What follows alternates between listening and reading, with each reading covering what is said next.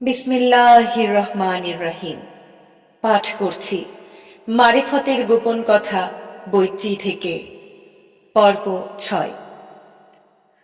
বস্তুর বিজ্ঞান আর আত্মার বিজ্ঞান দুটো সম্পূর্ণ আলাদা দর্শন। উভয়টারই প্রয়োজন অত্যধিক। কোনোটাকেই ছোট অথবা হেয় প্রতিপন্ন করাই যায় না। অবশ্য অপ্রিয় হলেও অতি সত্য কথা যে আত্মার বিজ্ঞানী হতে বস্তুর বিজ্ঞানের জাগতিক মূল্য অনেক বেশি।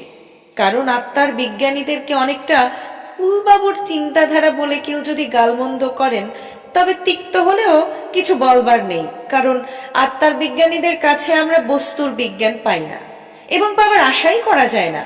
পক্ষান্তরে বস্তু বিজ্ঞানের অলি দরবেশ পীর ফকির পাবেন ইউরোপ এবং আমেরিকাতে।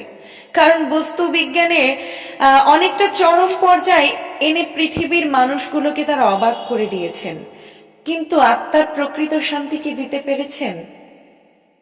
প্রাচুর্যতার স্রোতেও আত্মার শান্তি না পেয়ে নৈরাজ্যের আধারে হাজারে হাজার বুড়ো যুবক যুবতীরা আত্মহত্যা করে চলেছেন। কেন? কারণ আত্মার বিজ্ঞান নিয়ে তারা যতটুকু গবেষণা করা দরকার তার কিছুই করেননি এবং করার প্রয়োজন অনুভব করেননি। কারণ ধর্মের বিভিন্নতার অভিশাপ এদেরকে উৎসাহ যোগাতে পারেনি। তাই মানুষ প্রাচুর্যতার মধ্যেও শান্তি খুঁজে পায় না। আমরা আত্মার বিজ্ঞানীর কাছে নিজেকে কেমন করে চেনা যায় জানা যায় সেই ফর্মুলাটুকু পাই।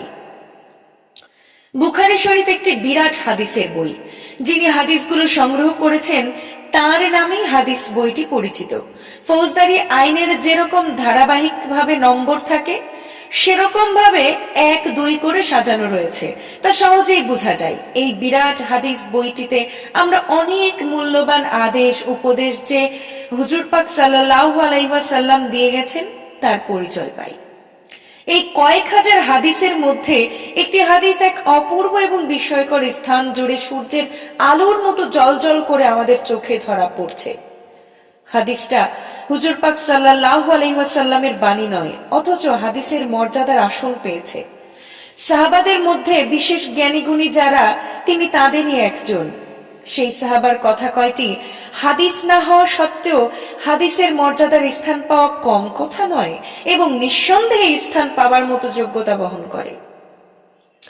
সেই বিশেষ সাহাবার নাম হলো হযরত আবু হুরায়রা রাদিয়াল্লাহু তাআলা আনহু। আবু হুরায়রা তার আসল নাম নয়। তিনি খুব বিড়াল প্রিয় ছিলেন বলে হুজুর পাক সাল্লাল্লাহু আলাইহি ওয়াসাল্লাম একদিন বিড়ালের বাবা বলে ডাকলেন। সেই থেকে তার আসল নাম মুছে গিয়ে আবু মানে বাবা এবং হুরায়রা মানে বিড়াল তথা বিড়ালের বাবা বলেই তিনি মুসলিম জাহানে সুপরিচিত। হুজুর পাক সাল্লাল্লাহু আলাইহি ওয়াসাল্লামের বেশিরভাগ বাণী আমরা পেয়েছি এই মহান সাহাবার নিকট। তার এই মহান দান আমরা অতি কয়েকটি অপূর্ব কথা মনে করি, যা বুখারী শরীফের 95 নম্বর হাদিস। তিনি অকপটে শিমুর মতো সরল সহজভাবে আমাদেরকে জানিয়ে দিয়েছেন যে হুজুর পাক সাল্লাল্লাহু আলাইহি ওয়াসাল্লাম হতে তিনি 2 প্রকার জ্ঞান অর্জন করেছেন। একটি জ্ঞান বাইরে, অপরটি ভেতর তথা একটি জাহেরি এবং অপরটি বাতেনি। একটি সবাইকে বলা তো দূরে থাক, একদম বিশেষ জ্ঞানী ছাড়া বলাই যায় না এবং সকলের সামনে এই গুপ্ত জ্ঞান প্রকাশ করা তিনি ব্যক্তিগতভাবে অন্যায় মনে করেছেন এবং তাই তিনি বলেছেন যে এই গুপ্ত বিষয়ে তথা ইলমে মারিফত সকলের সামনে প্রকাশ করলে তার গলা কাটা যাবে। এখানে গলা কাটা মানে একদম খুন করা অর্থে তিনি বোঝাননি। এখানে গলা কাটা মানে একটি বাগধারার মতো বাক্য তিনি ব্যবহার করেছেন।